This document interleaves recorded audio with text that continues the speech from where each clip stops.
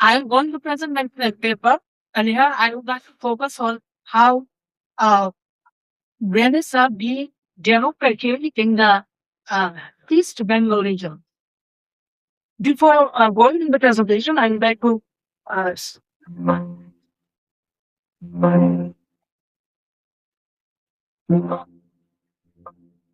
so the PPT is not working. I have to talk on my own self.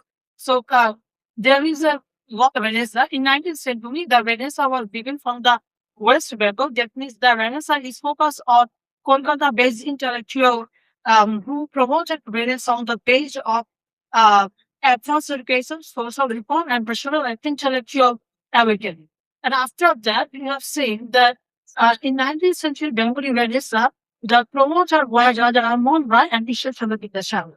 And after the 1926 we partially discovered that the Nazrul has transformed Renaissance movement from the masses and challenges the colonial operation and social injustice and identified religious superstition and colonial exploitation has destroyed the life of people and exploited the life of farmer and the mass people. And that's why the subjugated people have the fatal challenge of colonial exploitation and they are deprived of their basic rights and legal rights. On the other hand, we firstly citing the voice of equality and human dignity, and he advances the vision of equality and justice and place the human, place the man or human being in front of all over right and over right and social division. And he firstly cited that there is nothing greater than man and nothing is greater than man. That means he symbolizes man as a powerful thing and that should be promoted above all things. He awakened the freedom and he promoted the rebellion against colonial exploitation, and he tried to identify what actually the colonial exploitation has deprived Bangladesh. And if we compare the 20th century Renaissance with the 19th century Renaissance, we will find such a limitation because the Kolkata-based Renaissance was largely confined to Hindu and Brahmin faith, and Bengali Renaissance has a little meaningful concern in eastern Bengal and the Bangladeshi people before the partition. And vast region undivided Bengal, including eastern Bengal, southern Bengal, and the northern Bengal are not meaningfully incorporated in this area. And the Bengal Renaissance failed to play a promising role because there is no emphasis on harmony between the major religious group that is Hindu and Muslim. And that's why this Renaissance cannot reflect the voice of common people and mass people and labor people or farmer people. So Nazrul has identified that cultural and intellectual reward has to be ensured so that the people become emancipated from the colonial exploitation. And that's why we have seen in 1959 Lipset art that the link between economic development and the democratization is necessary because the democratization or the freedom of expression influence your economic development because democratization establish your voice, your right to face the challenge of economic operation. To face the challenge of economic operation, and we will find out the solution how the economic development or social education or social justice should be ensured.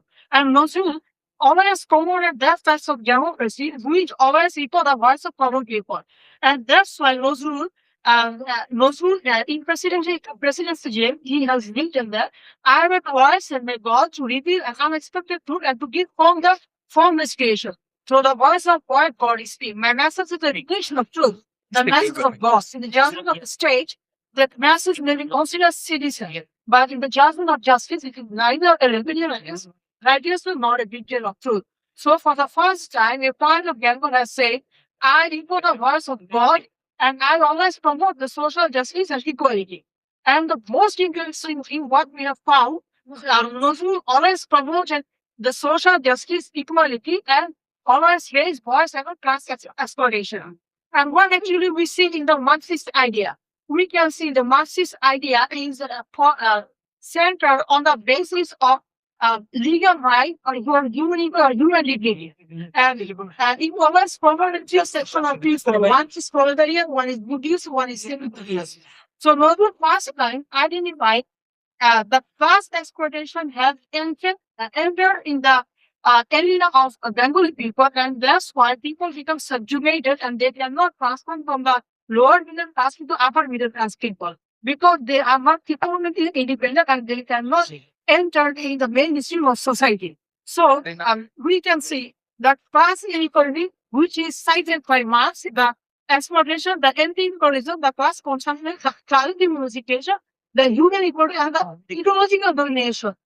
All is cited by Karl Marx in Capital is criticized or it is honored in the literature or in the poetry of Nazrul. Because we can see he has written before him and he has promoted class equality. He has raised his voice against exploitation and he always promoted his poetry and cited his poetry against class exploitation. And he always promoted collective emancipation, that means Hindu and Muslim emancipation, and without colonial discussion, it is not possible to establish the right of Hindus and Muslim people. And that's why he published a newspaper that means Luketu, where he has cited his fearless vision and he also said this how long a mother will remain hidden behind a play image. He just uh, questioned Devi Durga, what actually the performance Devi Durga, how long the mother you will remain hidden behind a clay. He addressed that the river children are being white, river are being had, India today has become its brotherhood.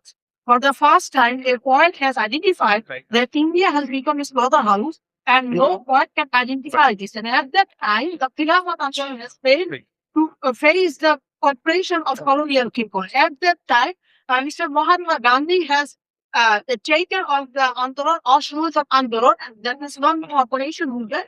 And at that time, the young people of Indian people become disappointed because no one can instigate or encourage them to become forward and to voice against imperialism, to voice against colonial aspiration. At that time, in 1921, he has written the poem Rebel, where he addressed the symbol of freedom, courage, and resilience against all form of oppression.